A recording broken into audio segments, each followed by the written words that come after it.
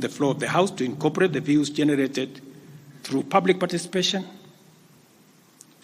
And following the passage of the bill, the country witnessed widespread expression of dissatisfaction with the bill as passed, regrettably resulting in the loss of life, destruction of property, and desecration of constitutional institutions. On my own behalf, and on behalf of these members and many other Kenyans, I send my condolences to the families of those who lost their loved ones in this very unfortunate manner. Consequently, having reflected on the continuing conversation around the content of the Finance Bill 2024, and listening keenly to the people of Kenya, who have said loudly that they want nothing to do with this Finance Bill 2024, I concede, and therefore I will not sign the 2024 Finance Bill, and it shall subsequently be withdrawn, and I have agreed with these members that that becomes our collective position.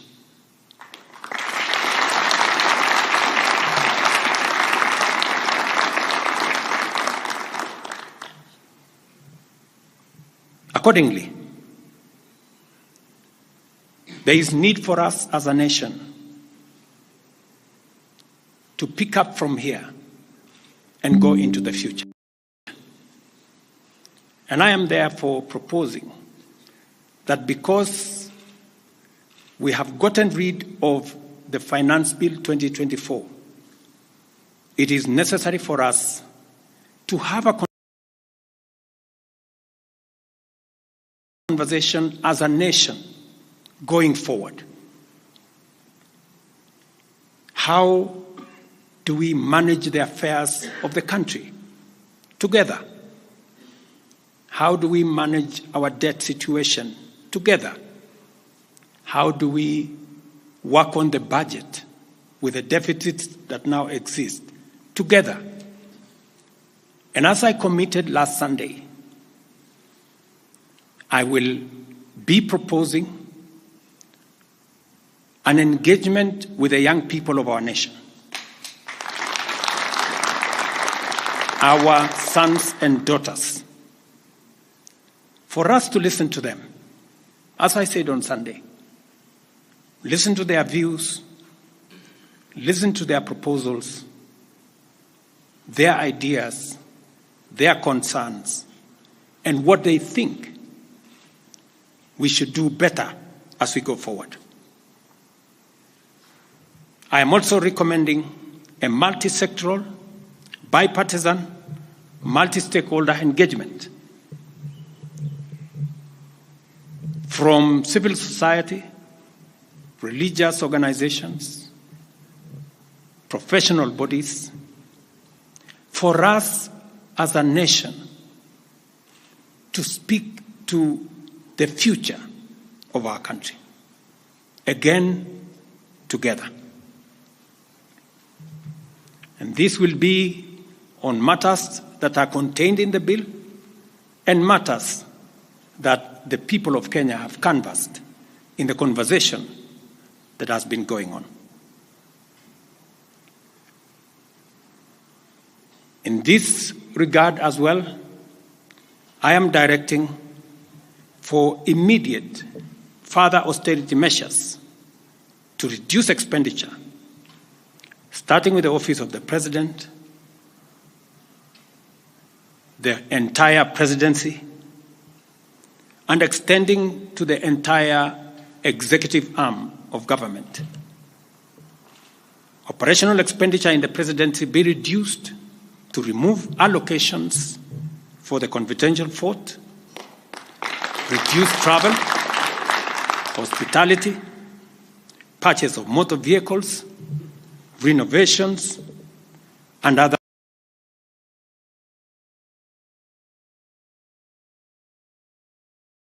expenditures.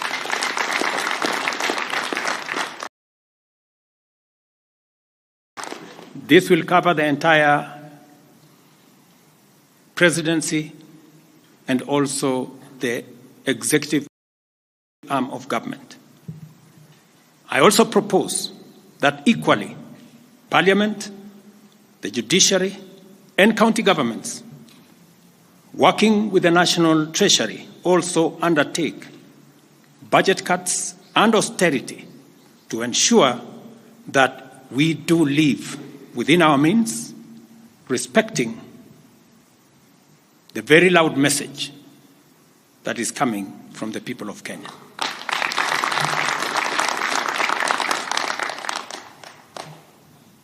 And let me confirm that I have discussed with many stakeholders. I will be meeting some of them shortly after this meeting on charting a way forward that makes sure that we carry the whole nation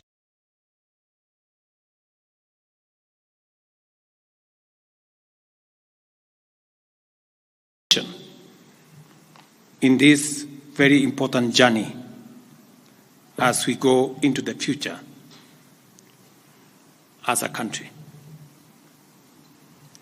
Let me also confirm that as we deal with austerity, the loud message on dealing firmly, decisively, and expeditiously with corruption is a matter that we have discussed and we have agreed that it will take the front burner as we go into the future.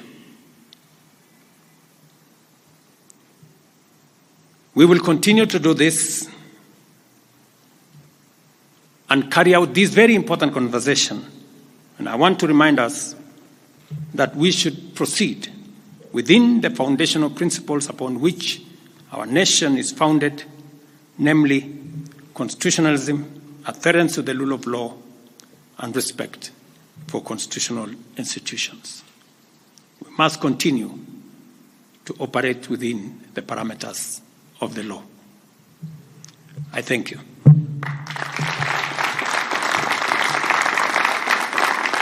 I will take a few questions, 3 questions to be specific. Thank you, Your Excellency. And the first question will start with Elizabeth Mutuku from TV47. Good evening.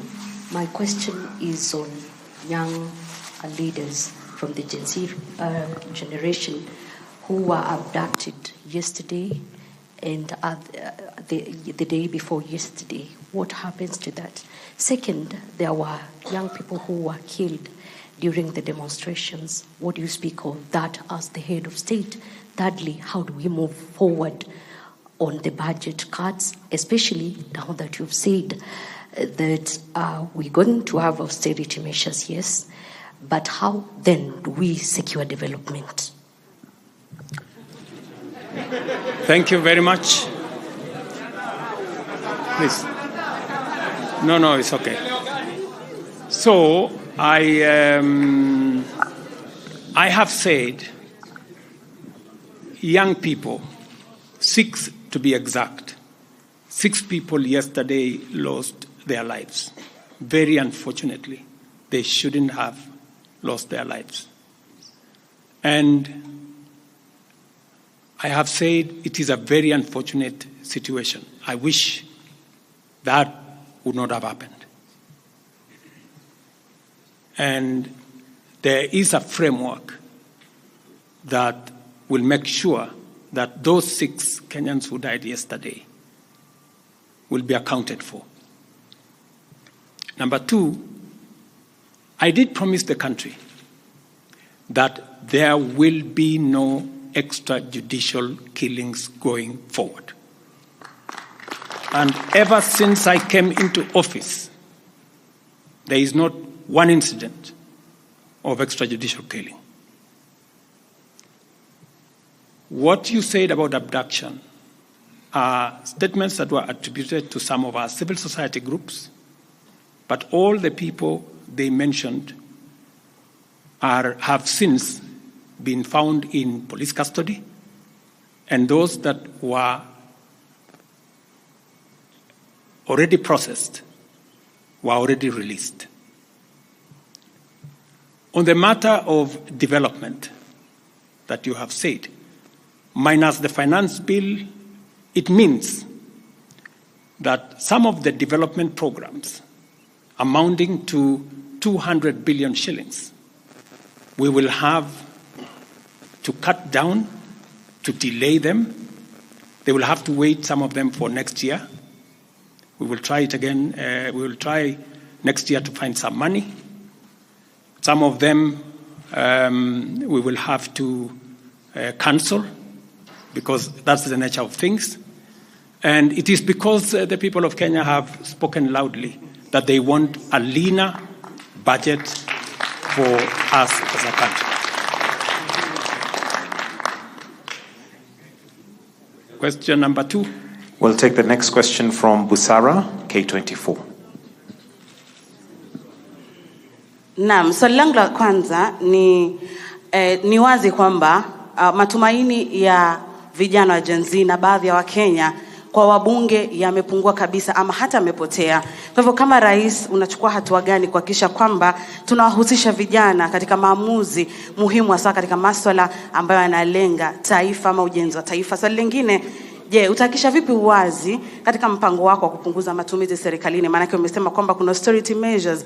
Je, kutakuwa na transparency? Na swali la mwisho, ningependa kujua kama pengine kutakuwa na fidia kwa wale ambao walifariki, ama hususan kwa familia kwa wale ambao walifariki hapo jana, na je, serikali itasimamia malipo ya wale ambao wako hospitalini hivi sasa wanapokea matibabu kutokana na majeraha waliopata hapo jana?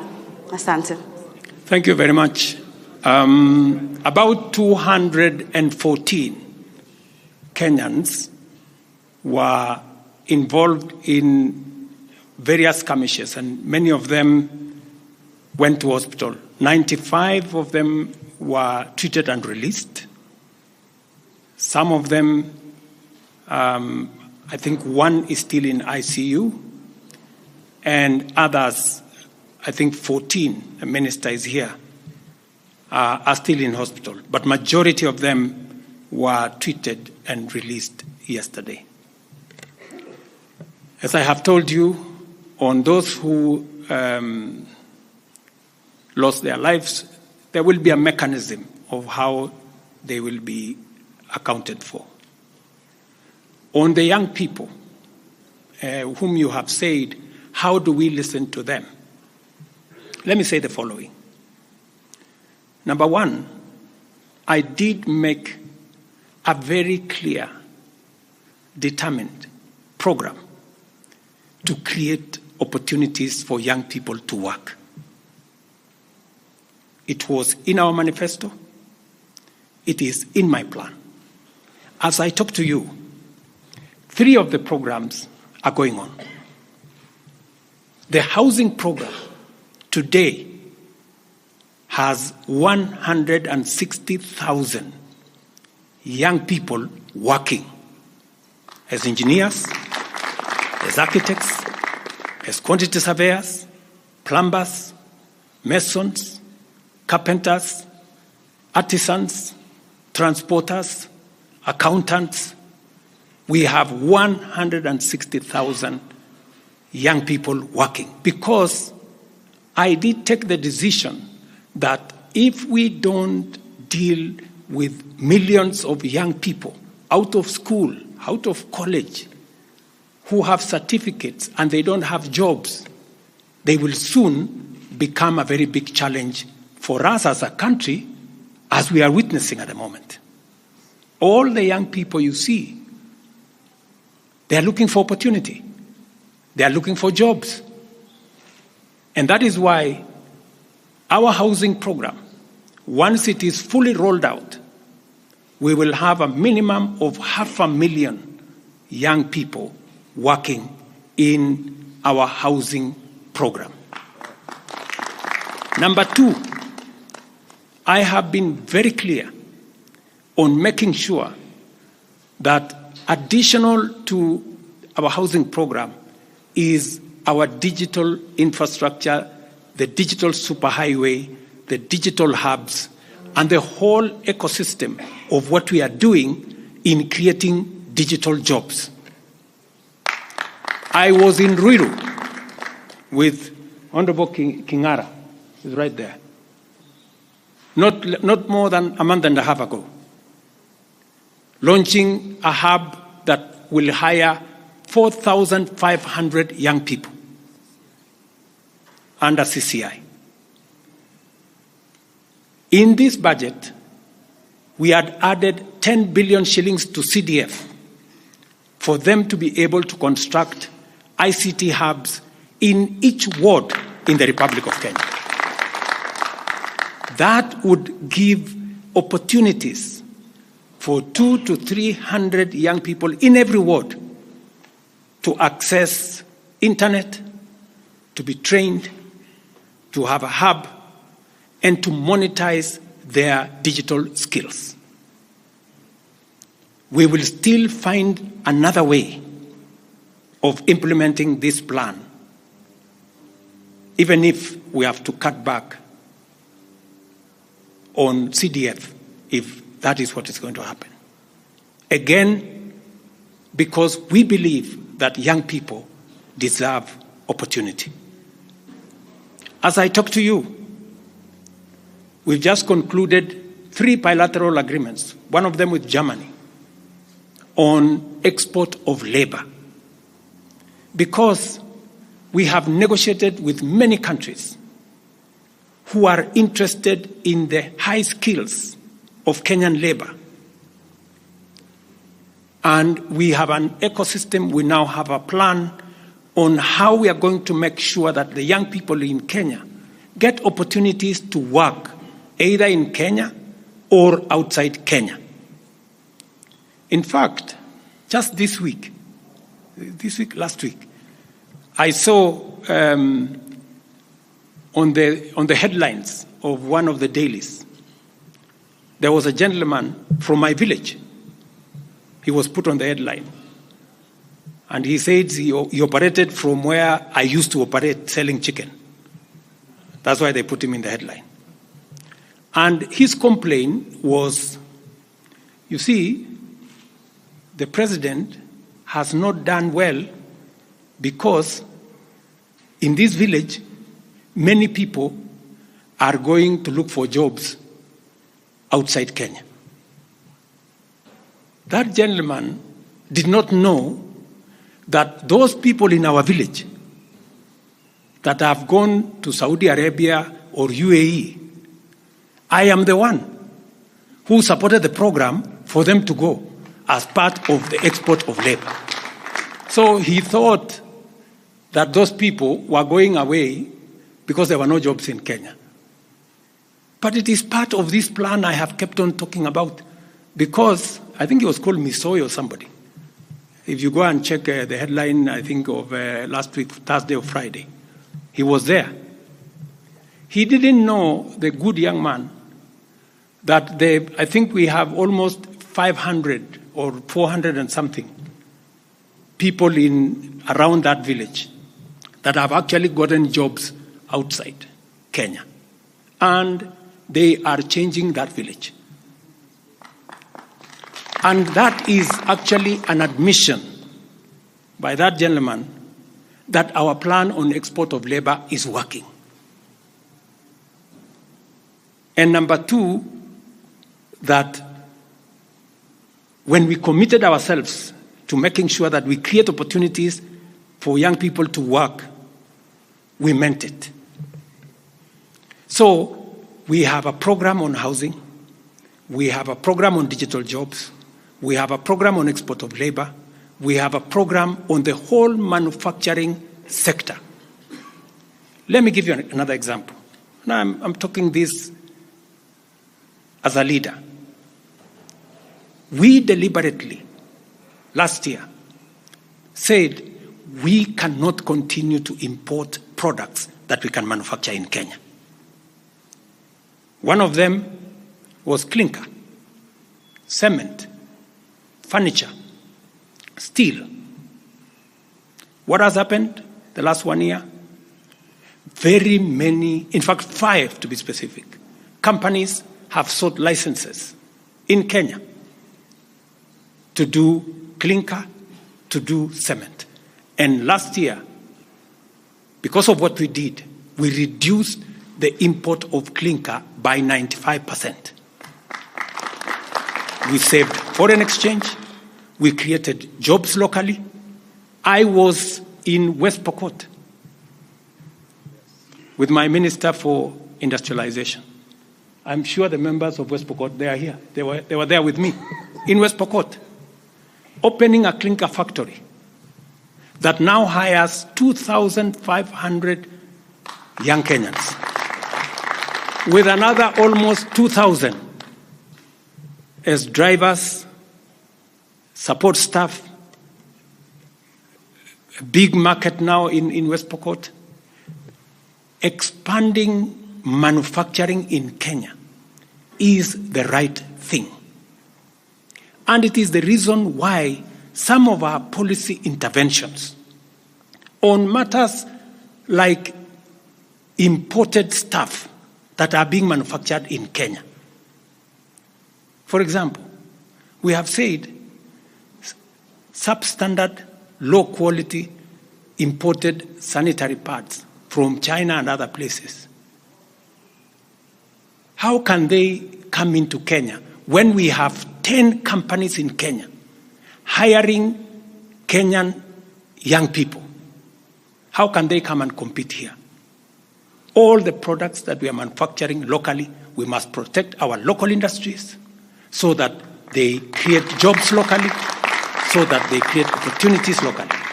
In this finance bill, you will also see that we have imposed duty on potatoes from Europe. Surely, how can we continue importing potatoes from Europe?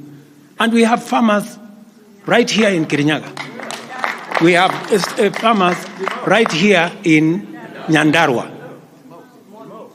in Molo, in Timau. How can we justify? How can anybody take offense that we have imposed duty on imported potatoes? We have put duty on imported eggs, on imported onions, because we must protect our local farmers. Every country does that. Every country does that. I was negotiating with the Prime Minister of India because they are imposing duty on our avocados.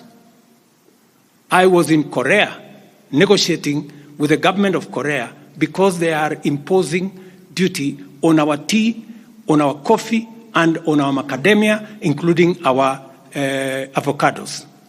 Every country does that to protect their market, unless there is a mutual agreement.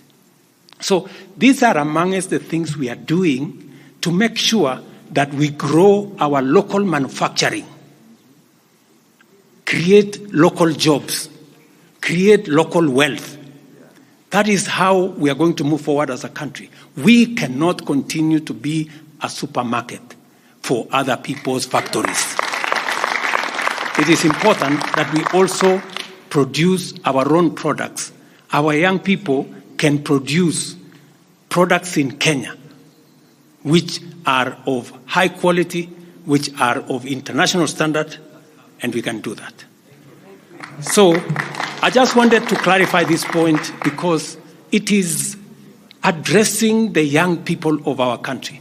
And I am looking forward to a conversation with my sons and daughters, the young people of this nation, to explain to them the opportunities that they have, and I want to listen to them. What additionally do they want me to do?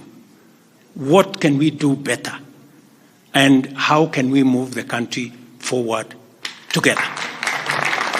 Thank you very much. Thank you, Excellency. That marks the end of the question session. Thank you very much, Your Excellency.